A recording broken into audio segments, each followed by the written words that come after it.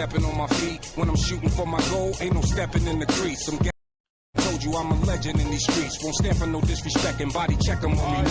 My midi take their face off my city, never sleeps. Cross sticks on my uni, looking pretty with my cleats. Clash of the Titans, just fighting to compete. That hand that rocks the... Good morning. Today is Wednesday, January 26th, and this is the Urban Talk Radio 103.5 FM WNHH, where you will hear WNHHLP, where you will hear conversation, information, education, inspiration, motivation, and probably some sports from the American urban perspective. I am your host, Kingsley Ossei, and my co-host, Shafiq, is not in here yet. Today on Urban Talk Radio, you can join the conversation on Facebook at Bold Minds and Twitter, also at Bold Minds. And you can also join me on my Facebook page, Kingsley Ossei. We are also broadcasting, streaming live through the New Haven Independent.org and its Facebook page. Today's topic will be sports and academic. And in the studio today, we have our very, very special guest, my friend, Donald Wilson of Bridgeport Youth LaCrosse. And as you could see, I surprised him with that Method Man intro of LaCrosse anthem. What's poppin', Don? What's going on, fam? Blessings. I shocked you with that intro, right? That was beautiful, man. Thank you for that intro. That was very nice, very nice. And you know, that's a part of what we're trying to do is build this culture and connect this culture. And you know, I've been trying to get you to get Method Man down here for a long time to talk to these kids about lacrosse. And so I'm excited that you played that drop. And that drop was created for our National Lacrosse League, which is called the PLL, the Player Lacrosse League. And Method Man is part of that ownership of the PLL with Paul Rabel. So, you know, he has his own clothing line within the lacrosse community now. And he is, you know, as you know, he's an actor, musician, you know, an activist, many hats he wears. So, you know, we're excited to have him a part of our lacrosse community and repping and be able to pull that drop, do that drop for us. So that's awesome. Thank you, brother. I thought that intro would warm you up, get you ready to go, right? Ready to go. Thank you for having me, though, brother. And you already know, brother, man. Look, Shafiq. man, I got to shout out to Miss Gwen Edwards of Our Lives News and, News 12 on Frank Rick here. And, everybody at Connecticut Post in the past that always supported Connecticut Against Violence whenever we had special events, because I know what it is for somebody to give you that platform and, give you their voice, to get your message out for what you're doing. So since, I have that opportunity and that platform, I thought, I would extend it to the community as well. Well, you're doing amazing work in the community, Connecticut Against Violence. We've been around for a long time. We practically are coming up together and growing together. And, to see the impact of where we started and to where we are now, hey, let's just keep growing, brother. Peace and blessings, Peace and blessings. Today is going to be about you. Big shout out to my friend, Keith Pierce, call him Smooth. He's out there at Hardin High School.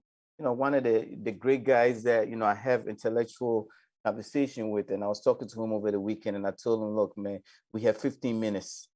It's like they call it the 15 minutes of fame. We have 15 minutes in every position that we are in. And when you're in that position, what do you do with it? Do you use it to, do for others, or you just use it to do for yourself?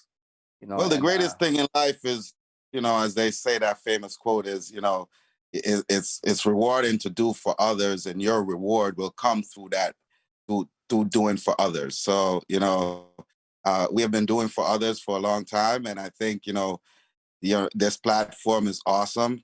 And so, congratulations on this platform as well. So let's go.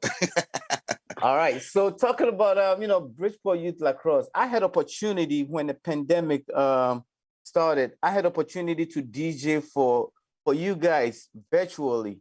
And that's when I did my homework and was able to come up with that Method Man song that I played. Let's talk about it. I had a lot of fun. DJ that event.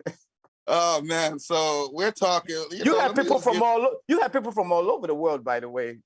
I Already did. met. So, let me just give a little, background about our little story here in Bridgeport.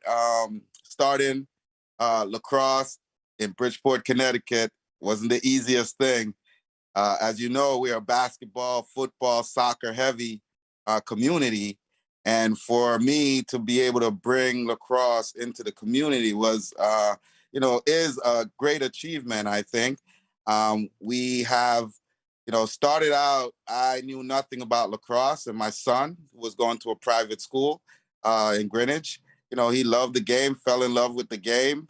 And I had to do my research as a dad wanting to support anything that my kid is doing. And I think that's the greatest gift of all is, of any parent is just, having that thought to support your children. And that's what I wanted to do.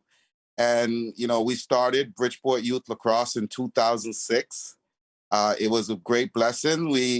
I've had many angels along the way that has come and blessed us, whether it's equipment, whether it's opportunities, whether it's funding, whether it's taking kids outside of Bridgeport. We have provided all those services to our youth. And I'm very excited that we are still here continuing to deliver that service. And I know once we started, we were doing some music. We were doing music with the kids.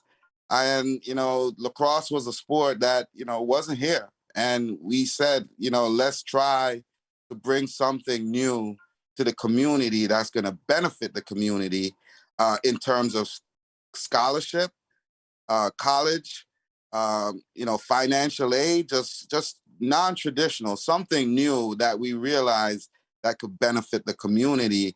And, 13 years later, we are still here providing services. And one of the great things like, you were talking about is, we are now a part of an international, national community. I have been recognized, stories have been written about our program from the development level of doing it as a grassroots movement. So starting from the bottom with nothing. When I first started, I like to say it was organized chaos because we didn't have the equipment that we needed. We didn't have the support that we needed. But we persevere and we struggled and, we were committed and disciplined and dedicated to the craft and to what we were doing. And for me, the biggest part of this game is actually knowing that this is the creator's game, right? Lacrosse has been here since the beginning of time. It's a sport that was given to the Native Americans. And so there's a rich connection between African Americans and the Native Americans through this game and through our, upbringing and through our struggles and our challenges that this game was given to the Native Americans as a medicine game. So I will explain that a little bit. The medicine game is for the healing of the people. So the harder you play lacrosse, the better you feel, and it's used as a medicine. So in 1640, when the French Jesuits came over from Europe and they landed in northern Canada, up there, upstate New York, they saw the natives playing this game, and they did not know what this game was, right? And to the natives, this was a way of settling their wars, bringing peace to their communities, healing their communities. They would play this game over a 7 to 10 day period. And after they were done, settling their wars or differences, they would have a big feast. And that's the medicine of this game, is the healing, the coming together, the sharing of ideas, and just the discipline of us being one with nature and being one with the creator. And that's what drew me to the game for my community, that healing aspect. Knowing that we could use this game to heal our community, that is what has really drawn me to this game. And the fact that Jim Brown, the greatest football player ever, one of the greatest football player ever at Syracuse, he was a 3-sport All-American, and lacrosse was one of those sports that he really excelled in. And, when he was coming out of college, he said if there was a professional lacrosse league, that's what he would be doing. So, all of those rich connections, really fuel my passion for bringing this game to my community and sharing it with our community and impacting change within our community. So, that was a lot, but, I wanted to really give the history of the game and let people know that it's not a white people, a suburb game. This is an actual game with real significant meaning. And every time you step on the field, I tell my kids you're playing to make the creator happy. Man, I love the educational part of it, man. It's a lot of passion, a lot of passion. And you know what? Yeah. I have to big you up because, that is something that, we have in common. We did not come to this violence prevention industry trying to do what everybody else was doing. We brought something something unique, something that wasn't supposed to be easily embraced. Yes. And I love that. I recall inviting you to come to the mayor's conference room for the monthly meetings, because you needed their support. And you've been doing it from the ground. You needed their support. It's a lot of frustration. And it's good to see that now you're getting some type of support. Shout out to my sister, Terry Williams, who's Yes. I believe is on board with yours. And yeah, she's on board with our organization here. Right. Yeah. Shout out to Jeff Bays, who's a part of that. That. Yeah. If you see that picture you posted before, we have really made that connection to the Peak Paugussets, Native Americans right here in Trumbull, Connecticut. It's incredible that a lot of our families and parents don't even know that there's a Indian reservation right here in our backyard. And that connection that I've made with the reservation and Jeff and clan mother Sharon has been amazing. I am, a high school lacrosse coach at Notre Dame Fairfield. And one of the beautiful things I do with our boys is I bring them over to the reservation for a thing that's called Blessing of the Sticks. Mm-hmm. And that is part of the medicine. And that is part of the healing. We bring them over there and, Grandmother Sharon, she blesses all their stick. She prays for them before our season for healing, for prosperity, for, just dedication to the craft of the game and to play it the right way, right? So we do that in the preseason to bring that connection. And it's a team building activity as well for our members. And I think that goes a long way throughout our season. When they're feeling low, they can refer back to that moment. By the way, I did extend an invitation for through Jeff for the clan mother to come out here and be featured during the Native American month, but Jeff haven't made it happen, so I can't call it. He will. I'm sure he will. And now shout out to my friend Ernie Pennicola. I know you're trying to get me to invite him to join you today. Yes. I wanted Ernie on here because I want to discuss this picture that I recently found of Haile Selassie meeting with a Native American because he wanted to, on his first trip over from Ethiopia, he wanted to make sure he met with the Native Americans because we are so close together. It's amazing, but I really wanted to see, if he knew that picture and, his thought, because the Native in the picture was a artist as well. So I just wanted to make that connection. For all you who don't know, Ernie Pennicola is a hip hop historian, photographer, who I intend to invite him to join. Matter of fact, we do have an interview with Ralph McDaniels of Video Music Box to feature, who just released his documentary with Showtime with Nas on February 16th.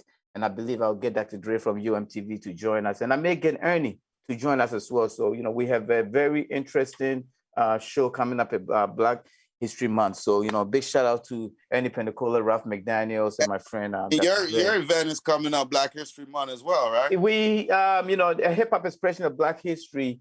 We, I don't think we are doing it because of the pandemic. Unfortunately, we didn't do it last year. And I mean, Okay. I know I've been getting a lot of phone calls, and some people, as the pictures pop up on people's pages, Yes. they still, trying to figure out if we're going to do it. And that's a problem. We go so hard to make things happen for our community at no cost. We take that beat down, and then when it's not happening, they realize that they miss They it. missed But something. Something's missing. but it's not so much of the people that miss it. It's so much of the people that just don't want it to happen for whatever reason. They mess it up for for everybody else. Now, so today's show is about LaCrosse and sports and education. Let's tie those two things together. What made you come up, with it? It's nothing new, but it's something that you decided to do your way, and not with the basketball program either, but with LaCrosse. Let's emphasize on that. So, education is the biggest thing to me, right? That's the one thing we've all heard our grandparents, our grandmothers, our mothers say to us. Education is the one thing that no one can take from you. What goes in your head, what you learn, is the one thing no one can take from you. So, and for me, being an immigrant coming from Jamaica, right? That's the reason why we came here, to change our lives and to make our lives better. And each generation is supposed to do better than the last generation. And I'll just quickly share this story. My yard in Jamaica, my yard in Jamaica was called Big Yard, right? And it was called Big Yard because my grandmother was already in America, and she had migrated with one of my aunts here and my grandfather.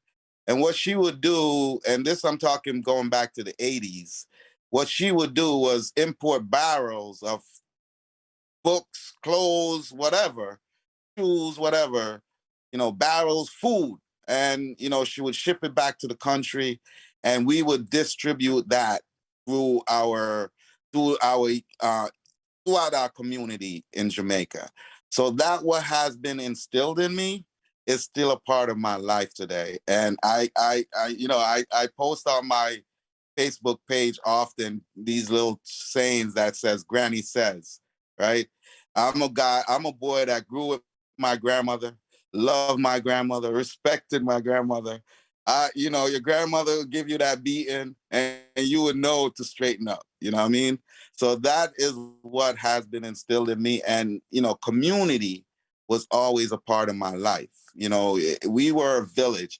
So, for instance, in Jamaica, if you did something wrong in school and you had to pass your uncle, your aunt, and your cousins and all of their houses on the way home, you would be pretty nervous and pretty scared because your last name meant something, right? And it represented something, right? And you're disrespecting that. And the kids nowadays, they don't have that recognition, right, of their names meaning something. And I think the second that the elders, and I know they don't listen to the elders anymore. You see these kids in the street and they'll curse you out and stuff like that. But I think if we bring it back to your name and what the name mean and the significance of that within the community, I think that is what I'm really struggling with to employ on our kids. Like, you represent something big, and education is a part of that, right? And if you take your education seriously, the sky's the limit. And that's what I've always impart on my students. Education first. You're a student first, but then we use athletes the second part. I can develop you as an athlete, as a student athlete, but you have to do your part, right? And so we've always stressed the student part first.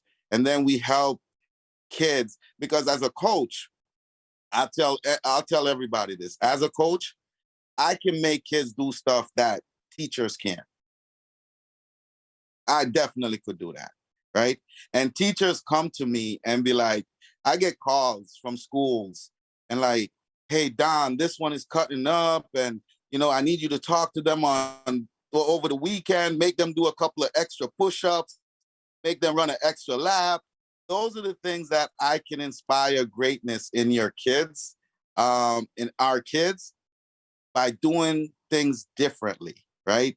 And by doing things differently, I mean, like, hey, we got to inspire greatness in these kids. We got to tell them about their history, and we got to tell them like what their names really mean and the significance of them having character, right? Within the community, because because how people treat you out here in this world, um, is very important to how you see yourself, right? Um, and how you're going to develop as an adult from a child. So we really stress those values, those core values, to our members to help them develop that identity to be able to go out into the world and survive in any neighborhood, in any environment. Because that's the biggest thing my kids say to me, like, Coach Don, the preparation that you have made within us, we're able to go to college and survive. We're able to go into Greenwich or Darien, or, whether we're still here in Bridgeport, we're able to survive. And that's a big component of what we try to do with our kids. Emphasize that education, but also develop that human characteristics within them. It's very interesting because you and I have so much in common. Yeah. When you start to talking about culture, being a Ghanaian, you being a Jamaican, the wisdom from our elders that we do not take for granted. Yes. Yes, we don't take those for granted. We don't. People talk about gray hair. Yes. They're trying to hide the gray hair. I try to hide mine, but sometimes I try and remind myself that yes, I got gray hair, and my gray hair represents the wisdom that I do have. And age lived, you know what I mean? Because for me and you, we survived the 80s and the 90s. Definitely, we will touch on all that. But you talked about the specialty that your kids in your program have by you as a coach. And last week during our Agents of Change program, there were two students that we were defining and dissecting violence. What is violence? Defining and dissecting it. And one kid talked about being from Haiti and the Haiti president being killed, and the stuff that's going on is impacting them. He feels some type of way about it. And we talk about things being taken for granted. Another kid talk about being from Uganda. So I shared with the kids that they should be privileged to have these kids in their program and they go to school with, because they get to share what's going on outside the world of the United States. Diversity. Culture, the things they take for granted. These kids talk about have to walk to school. There's no after school program. You're lucky if you got a table and a chair.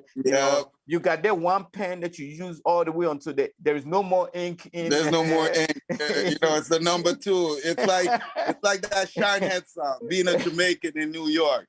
Right. You know what I mean? It's the way we walk. It's our culture. It's the way we talk. And it's part of who we are. And, we shouldn't be ashamed of that as Africans, as Jamaicans, as Guyanese, or, Trinidadians or Haitians. We shouldn't be proud. We should never be, not proud of who we are as a culture. Because when you look at our skin, everybody wants to be Black, but they don't want to be Black. You know what I mean? They don't want what comes with being Black, right? Right. And so that makes us really, really, really special as a nation of people, that we understand where we're coming from kings and queens, right? And to be able to walk that walk still in confidence, and to really know who we are, we have to really continue to stress that to our kids. And I think from a violence prevention standpoint, just that, it's hard to really tell the kids, like, they have to really change, and agents have changed. This is what we want. We want you guys to change, to realize that you're coming from kings and queens. You shouldn't be killing each other out here in these streets, right? You're taking the best of our people sometimes away at an early age, and you're not giving our society a chance to really embrace the fullness of who we could be and who we are. So, and this has been going back since, slaves been jumping off ships in the ocean and stuff like that. The best of our people, sometimes we don't even know who they are because they haven't been able to shine their light, right? And we as a people right now really need to take control of our community, especially us as Black men. We really need to step up. And I know it's hard for us, but we really need to step up. And that's what I've been trying to do as a Black man, to inspire greatness into our kids. And I say, action is character, right? Take action, right? Make sure you're, taking action that's going to benefit you and your families in the long run. This is the Urban Talk Radio 103.5 FM WNHHLP. I am your host, Kingsley Ossei. My co-host, Shafiq, is not in the studio today. And if you are just joining us today on Urban Talk Radio, you can join the conversation on Facebook at Bull Mice. You could also join me on my Facebook page, Kingsley Ossei. You can also, if you are listening to the radio and you are going outside the range, you can always tune into New Haven Independent Facebook page as well. In the studio, we have my dear friend Dan Wilson of Bridgeport Youth LaCrosse. Dan, I have to ask you.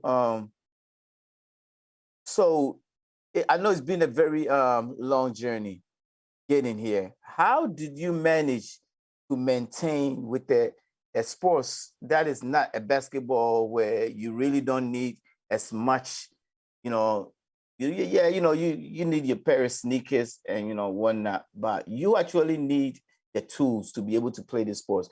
How did you maintain to get this far with source of funding? Sometimes you didn't have the funding, having a full-time job. I'm going to go into all that because you are there.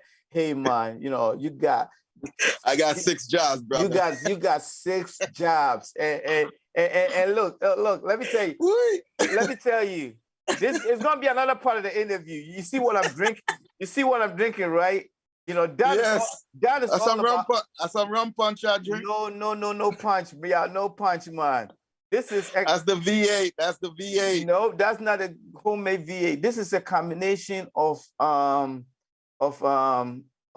sorrel, which is hibiscus juice, and ginger, homemade ginger juice put together. In Africa, they call it sobolu. Sobolu. So in Jamaica, we just call it sorrel. But this is not just sorrel. There is we make it with ginger. Right, with the ginger. Right. But this is this is the killer right here. Okay. And we gotta change recipes. I'm gonna send you the recipe. I know you all about that. Dan used to own a restaurant too, by the way. So we're gonna a healthy restaurant, vegan, vegetarian. Definitely very healthy. Dan, so let's get back to that. How did you maintain to be able to, get this far? Well, LaCrosse is a very small community still, right? It's still a very small, I like to still call it a fraternity. Okay. Right? And once you're in and you prove yourself and you have credibility, character, people really do trust you and come to support what you're doing, especially in my case where we're providing diversity to the game overall. Not just in Bridgeport, we're diversifying the game, and I've been recognized nationally for that diversity in the game, of creating that within the game. And, we have been blessed by philanthropists, just regular folks just calling us up and donating equipment, donating their time, donating money. And we have really benefited. And I call each and every one of those people my angels, right? Because God is looking down on me doing this. And I say, I didn't play LaCrosse. Someone had to chose me to do what I'm doing and still do what I'm doing. So I firmly believe in a higher power of someone, the creator, helping me along my path. And this is why I say my angels over the years that have come into my life and blessed me with whatever we need, whether it's administrative, we have been able to survive and do what we're continuing to do with our kids. And you know, it has been a blessing that has enriched my life. And like I say, that what has been instilled in me is still here today, right? And this is my legacy and my family's legacy and my mom's legacy, living on and giving back to our community, whether it's in Jamaica or whether it's here in America, giving back to the community. And I feel blessed every time one of my kids, you know, it's like that, hearing that bell ring, ding. Oh, another ghetto youth make it out of the ghetto, right? One more ghetto youth make it out the ghetto, right? And we're sending kids to some really great schools. And I'm really happy about that. You know, that we're sending kids to become engineers, doctors. I have a bunch of kids that's in the military. We have kids now that are, you know, in finance and going off into the business world. And those kids, we are going to welcome them back to come back to our organization, whether it's giving back financially or of their time. This is what has made our organization special, is, you know, that longevity is, you know, the giving back mentality. So it's a mentality of giving back. And I've preached that from day one. We are a family, and, you know, I expect you guys to give back to this Bridgeport Youth LaCrosse, because as I said, we started as a grassroots program with nothing. I said organized chaos. I'll be the first person to say that. It was organized chaos. Like the rap group Organized Confusion. I'm sure they got their minds right. You know what I mean? Shout out to my guy Ferry Munch. You know, he was part of the Organized Confusion. That's Ferry Munch. Ferry Munch that did the song Simon Said. Get the F up. Yeah. Simon Said. Yeah, that's my guy. That's my song. Ladies, grab on your. Yep. That's my song. I used to the head coach of what do you call it, Notre Dame. So, you know, this is part, yes. And so this is part of my journey as well, right? So we, you know, over the years, like I said, once you have trust, you have credibility, you have standing within this community, you get opportunities. And the opportunities came for me 4 years ago to be the head lacrosse coach at Notre Dame Fairfield. And that was truly another blessing along my journey, because it has opened up so many doors for me and for our students to now play at a, you know, really higher level, and to, you know, really focus on what they want to achieve in life. And I'm there to help and guide them through that process. But, you know, through that, through this experience, because I'm still the head coach there, I'm going to be the head coach there again this spring. I'm very, you know, I said I'm very blessed, because doors have been opened up to me, and those doors that's opened up to me has also been opened up to the community, and that's a blessing. Your door is the community's door, basically. Yes. That's the way to put it. I tell all my parents, use me. Yeah. You know, my guy 50 Cent says, right? If you can't be used, you're useless. You are useless. You're useless. Well, it's the same as, you know, I trying to do business with people, whether I'm chasing them for invoices or chasing them for quotes or whatever, and they say, "Yo, I'll be busy." Yo, it's busy. Business. It's business. Come on, man. Let's get this money. I'm trying to get you some money. It's business. It's business. If you are busy, that means you take that business somewhere else, right? Somewhere else. this is one of the biggest challenges for us too, as minorities trying to work with our community and keep the dollars within our own little circles. Right. Sometimes you're trying to deal with a friend, right, and he tell you he's busy. Like, dude, I need my stuff now. I'm paying you. It's not next week. You know what I mean? I need it today. But that is part of the challenge. But like he said, if you can't be used, you're useless. And I try to tell my parents, like, I've been through all the streams in the educational system. So whether it's public school, right? Whether it's private school, whether it's independent school, whether it's boarding school, I've been through all of those streams with my children, right? My son started out at Brunswick. That's an independent school. He's transferred to St. Joe's, which is a private Catholic school. And then he finished off at Kent Boarding School, which is upstate Connecticut. And he finished there and went off to Denison University and graduated from Denison University. Same thing with my daughter, went through the system. She started at Assumption School here in Fairfield, and then went to St. Luke's schools in New Canaan. And then she went to Southern Miss, graduated from Towson University in Maryland. Also got her master's degree from LSU, which is big. That was what I am about, is education. My son now has also gained his, it's a secret, he's also gained his, his master's degree. So I have 2 kids in my house and my wife with their master's degree. I say I'm done. That's my contribution to them, is that education part. Now the rest is up to you. Your network should be your net worth, right? So whoever is in your network should help you. What they say, Kingsley, if you are surrounded by 5 millionaires, right? Who's gonna be the next one? That's gotta be you, bro. It's gotta be you, bro. It has to be you, and you can't. It has to be you, and you also have to surround yourself with people smarter than you. That is rule number one. That's rule number one. And and even if they're not smarter than you, it's okay.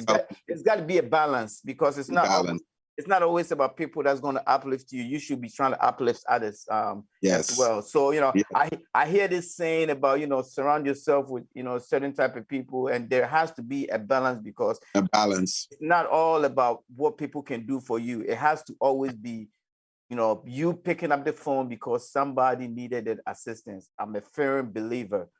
It's not like you said, it's not all about what people can do for you.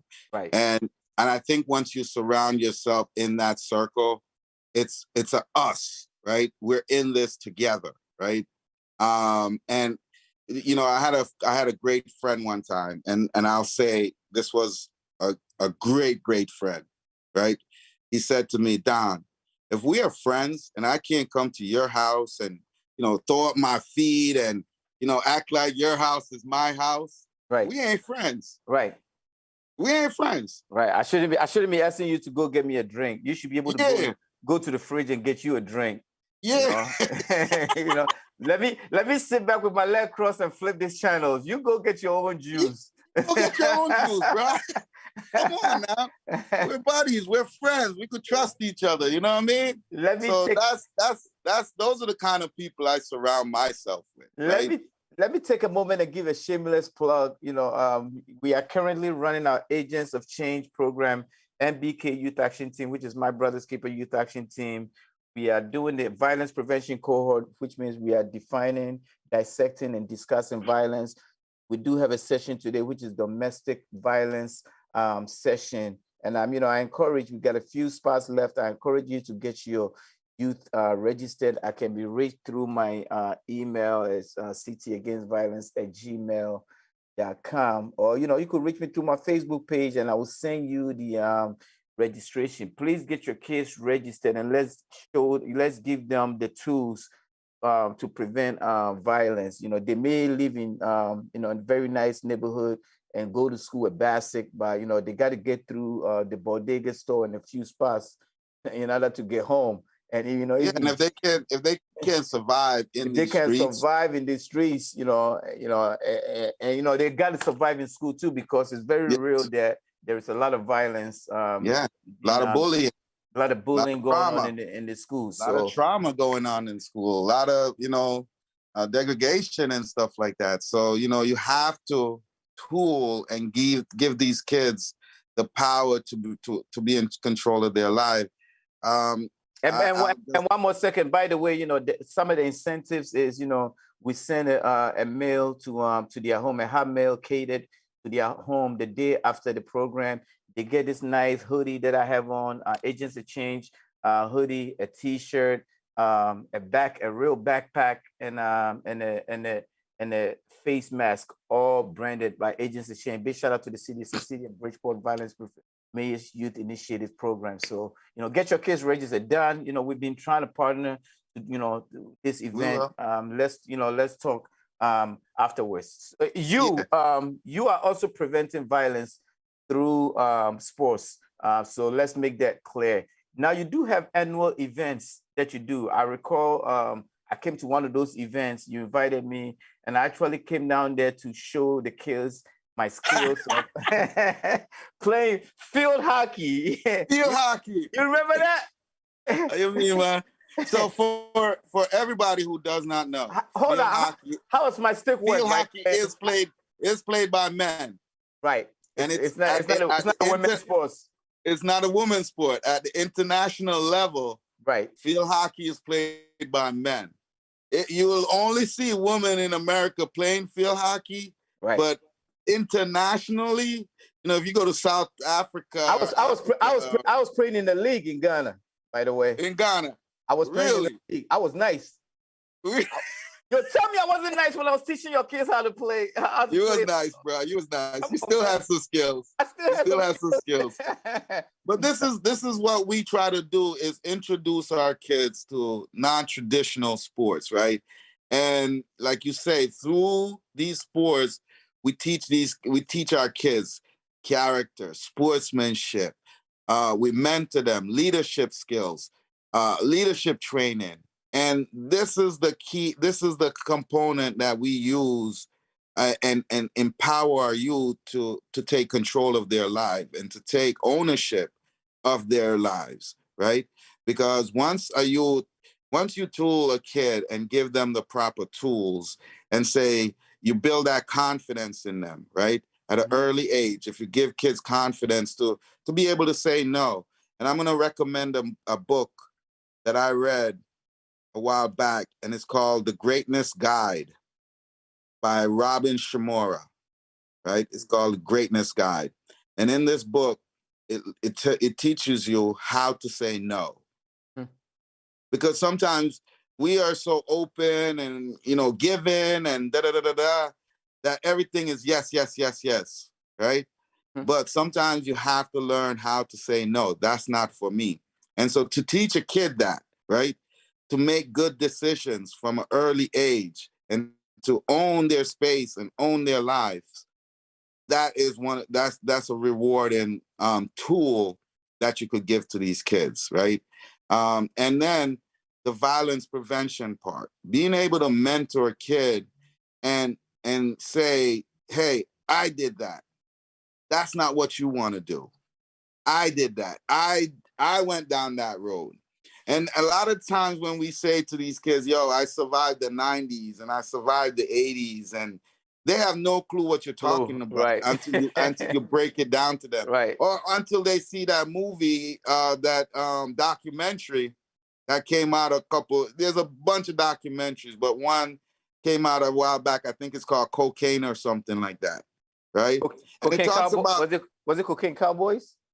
Nah, that's a movie. Okay, but this one was a documentary that came out a while back, and it actually shows you the 80s and the 90s and how the FBI and CIA was bringing in the drugs and wrecking our communities. And we, as a young Black man, you have no clue about that higher level, what's going on at the top. But you at the street level, all you see is the violence, all you see is the money, all you see is the fast life, and you get attracted, and as a young Black man, owning your space and owning, like, having wealth at that age, is a powerful drug in and of itself. So being able to teach these kids like, hey, I went down that path. I survived that. I'm still here. And now I want to give this wisdom and understanding and knowledge back, give it back to the community. So that way you don't have to go down that road. You don't have to, you have choices. So the biggest thing for my organization is to make these kids understand that they have choices and options, right? And there are consequences for choices too, by the way. Let's Yes. Let's take the tennis player that was supposed to go yes.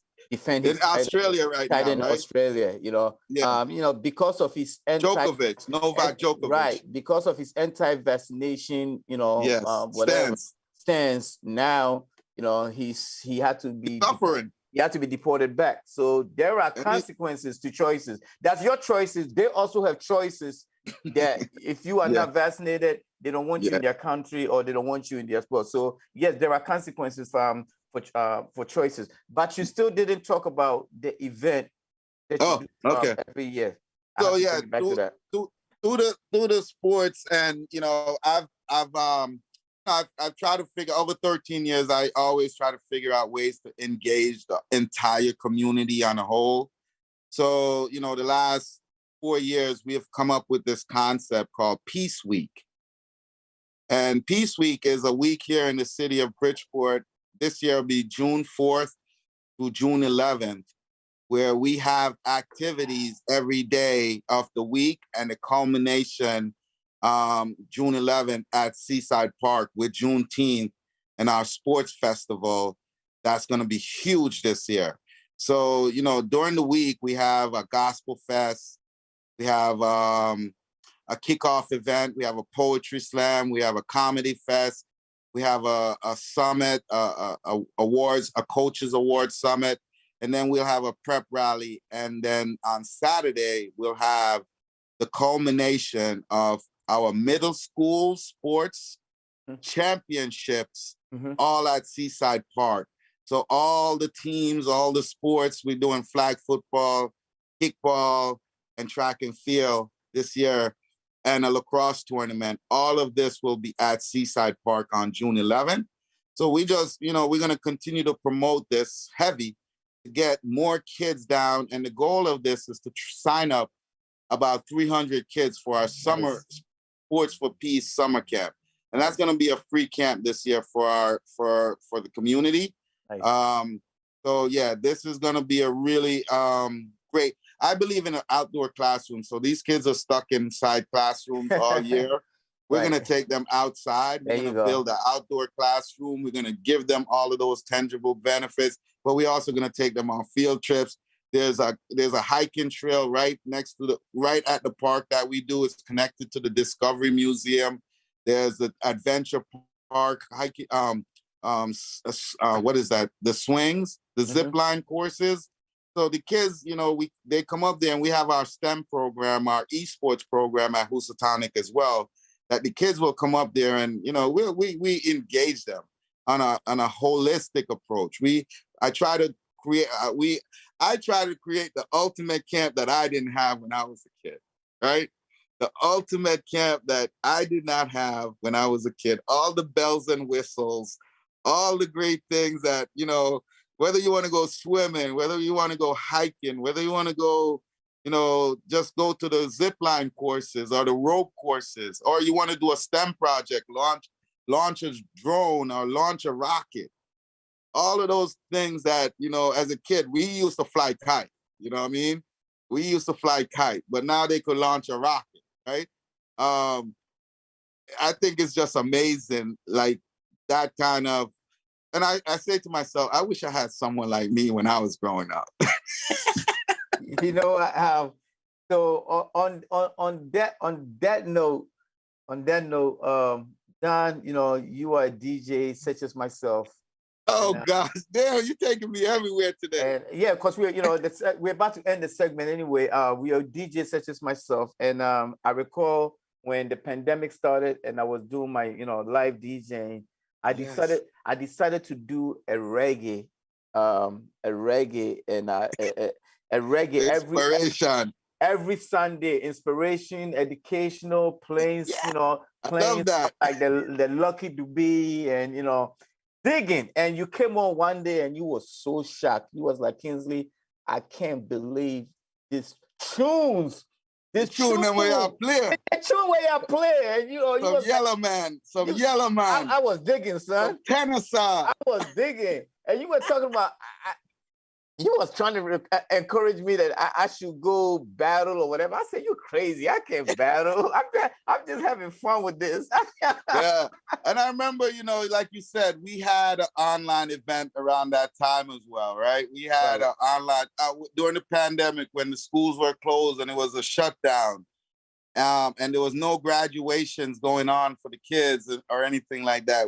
An idea came to me: why can't we have an online graduation party for the kids, right? And we came up, we did it. You know what I mean? I had a chef that came on early in the morning that made a special breakfast for the kids, and they were supposed to go out and get their stuff so they could cook it themselves. Try to make it interaction. And then we had kids that from all over the country that came on and talked about their experiences and what it meant, like during lockdown, to them to not be able to graduate with their friends and with their peers. And, that was an interesting event, because then we had you come on and play some music for the kids. Yes. We had a party. Yeah, and the kids call it a darty, a day party. Darty. So back then we were having a darty, a day party. Hold that thoughts. We're gonna sign off, but before we sign off on the radio, I want to play the Method Man song that I was playing for the intro. It's a minute and 51 seconds. Done by my boy Eric Sherman.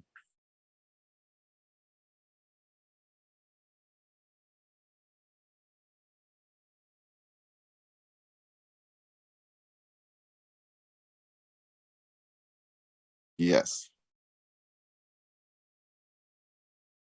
Method Man was a beast. The volume's too low, Kingsley. We can't hear it, Kingsley. You can't turn it up. Turn it up. I really didn't hear it either. I could play it. No, we can't hear it. Nah, you can't hear it. I'll play it. You ought to say the call letters though. All right, this is Oh no, King. All right. Here we go.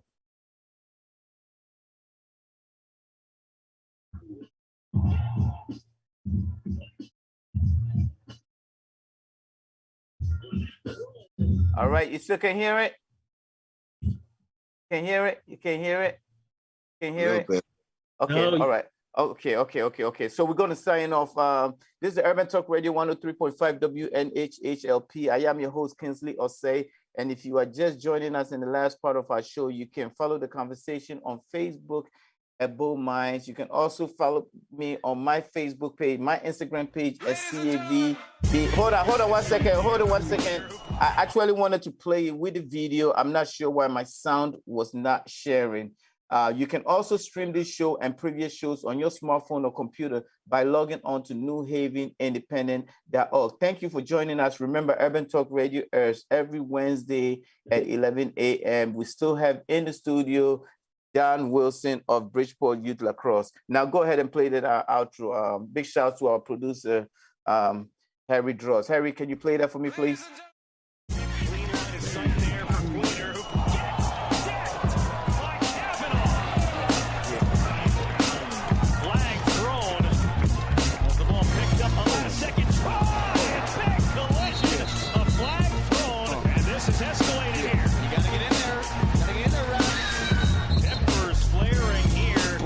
stepping on my feet. When I'm shooting for my goal, ain't no stepping in the crease. I'm guessing nobody told you I'm a legend in these streets. Won't stand for no disrespect and body check them when we meet. My midi take they face off my city, never sleeps. Cross sticks on my uni, looking pretty with my cleats. Clash of the Titans, y'all just fighting to compete. With the hand that rocks the cradle like Paul Rabel a beast. I'm a gladiator, no denying I'm elite. Don't mean to step on your toes, but I ain't trying to see defeat. If it's a cold world, I'ma keep applying the heat. With the sickle of fortitude, fortify my bleed. I carry a big stick, I'm picking my shot. You think I'm tacky, I'm thinking shit I stick 'em or not. Call a tech, the ref tripping, it's fitting to be hot. I'm a menace, too many minutes in the penalty box. We hit the field like, all day like, all night like, and we fight like, offense like, defense like, whole squad like, we hitting y'all like, what it sound like, what it sound like, what it sound like, what it sound like, what it sound like, what it sound like, what it sound like. Sent down. That might be something the league takes a look at. Get on it. and that is going to be so huge once the culture catch up to this. Right. You know, Right. Once the culture catch up, like, because a lot of people still don't realize that Method Man played lacrosse on Long Island. You know, he was really good at Hempstead High School. Right. Really, really good lacrosse player. And, you know, a lot of people don't recognize that. And I think once, you know, Jim Brown, Method Man, and these names, like, you know, and I know our culture doesn't really keep up with, like, certain things and with, like, education, like, keep up with that.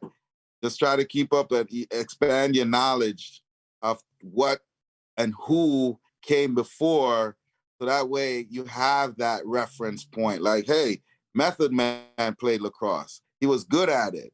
And he could have went to college, but, you know, he's a B-boy, you know, and he's making records now. But to see him come back to where he started is really special to lacrosse, to diversity, and to the culture, hip-hop culture as well, because it's making that transition. It's making that transition. He's not even making records now. He's doing movies.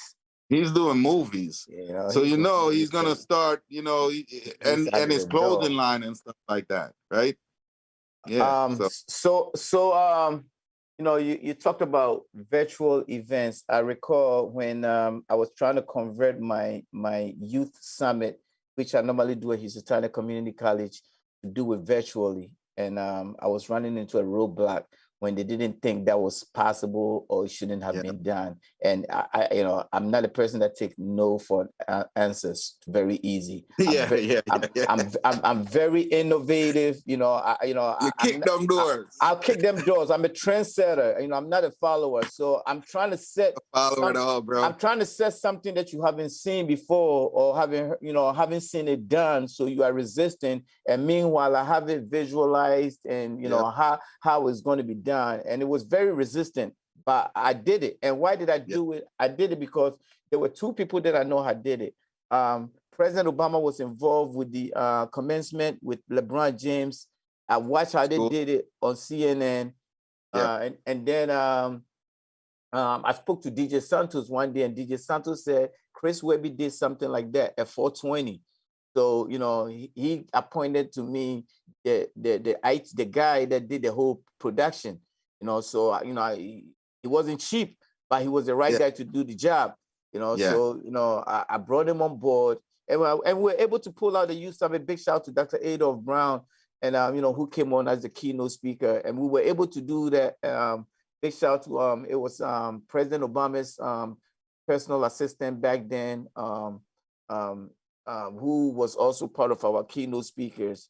And we were able to pull that off, you know? So, you know, I'm not about, you know, that's why I commend you for, you know, doing this. Not taking no's. Not taking no's. But not only not taking no, but not doing what everybody else is doing, you know, because it's very easy to achieve what everybody else is doing. But what's the goal? What was the outcome?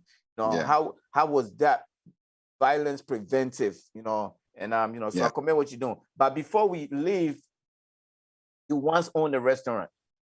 Yes. And it was a health healthy health food restaurant. What inspired again, that, by the way? And I know you had to juggle through that with everything that you was doing, trying to go into meetings as an executive director of your organization. I know that is not easy. People think a nonprofit and they think you got to work for free, but they never think of how you got to go get the resources in order to give these resources and tools to prevent these kids from the violence. Let's talk about that. As you say, you can't, you have to be able to take care of yourself first, right? Right. First, before you can help anybody else. I've been told that many times. Right? And I've been taught that, and I've been told that. And, again, I go back to Big Yard. Grandmother was already here when she was sending stuff home so we could distribute to the community. So, always, if you're going into anything, make sure you could take care of yourself first and your family first, right? Because if your home isn't right, then nothing is right, right? So just the restaurant came. I eat vegetarian. I do eat fish once in a while, like a pescatarian. They call it a pescatarian. Yeah, right. And I've been going to. I love New York. That's why I live right here close to New York. But New York sometimes have the best food, bar none, right? And there was a particular restaurant that I always visited in the Bronx. It's called Katashi's. It was on East Gun Hill Road.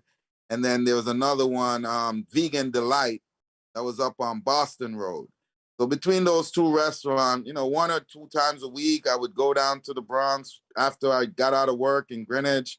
I would fly down to the Bronx and stock up on a bunch of stuff that I really, really wanted and love, like, vegan treats and stuff like that, because I don't really eat a lot of stuff. I don't eat nothing out of a can. So I really like to have my food fresh and that kind of thing. So, I got to talking to one of the owners one time, Katashi, and, he was looking to expand his brand outside of the Bronx. And I was looking to bring good food to my community, as I'm always trying to feed my community. Everything I do is about feeding my community. You know what I mean? If it's good for me and if it's good for everybody, if it's good for, bring it in. So I bought in a healthy restaurant, vegetable patties, a lot of vegan dishes. One of my good customers, Dr. Kevin Muhammad, he was my guy. He always supported us. And Vernon Thompson is another one who always supported what we would. Yeah, shout out to those guys who were always in support of what we were doing there. I came down there a few times. Yes, sir.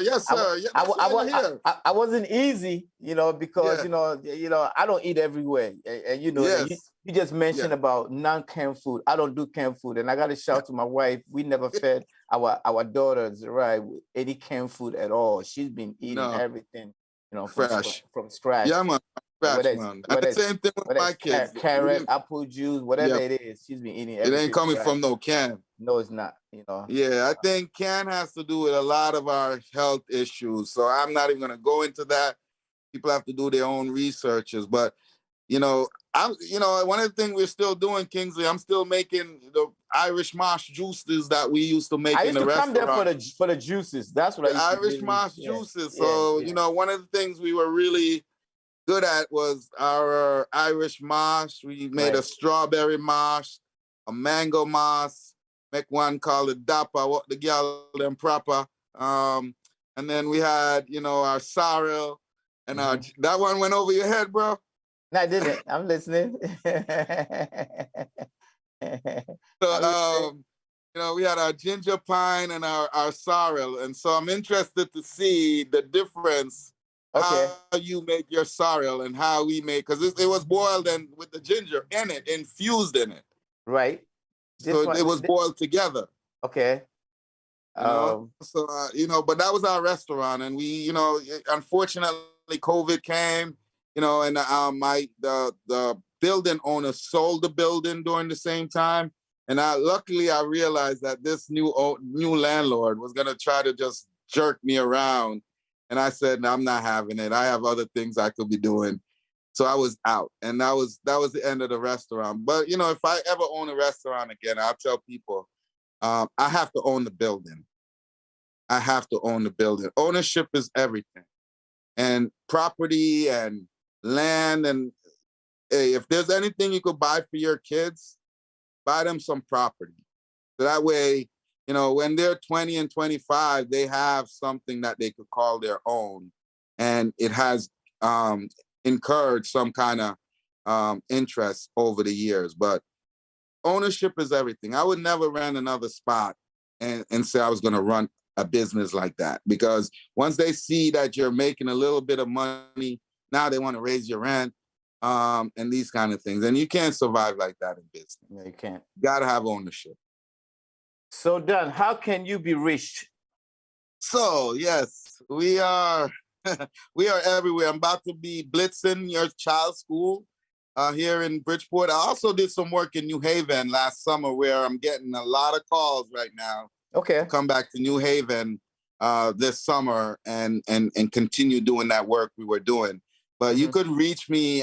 We have our website. It's bridgeportyouth.lacrosse.org. I'm on Facebook. I'm on Instagram. We're on Twitter. My cell phone, you can reach us out at 203-273-6084. Or you can send me an email at bridgeportyouth.lacrosse.org. I'll say it again, bridgeportyouth.lacrosse@gmail.com. bridgeportyouth.lacrosse@gmail.com.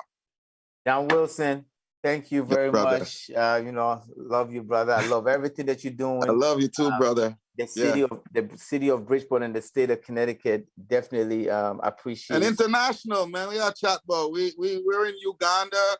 We're in Kenya. We're in Jamaica. We're in Haiti. We're doing big things around the world. The World Games is coming up. The World Games is coming up in 2022 in San Diego. We'll be sending teams from all over the world to these World Games. So Haiti, Uganda, Kenya, Jamaica, Costa Rica, in the Latin Americas. So this game is growing by leaps and bounds. And by 2024, I think, is the next Olympics. We will have lacrosse in the Olympics.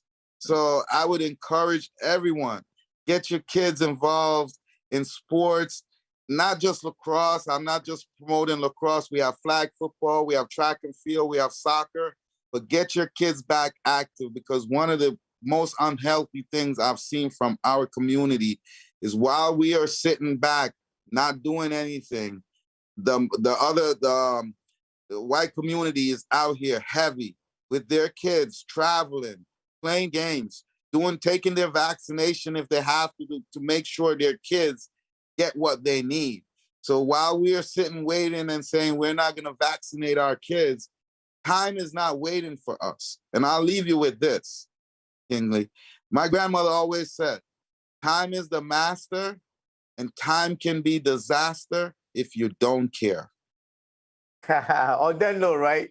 Thank you. Well, thank you very much for that wisdom. Harry, take us away. Until then, we see you guys next Wednesday. Yes, sir. Blessings. One love, all. One love. One love, Dan. Yeah, man. Blessings. Harry, any outro music? Oh yeah. You have to play the original. Yes, sir. Give thanks and praise. Blessings, everyone. Stay safe.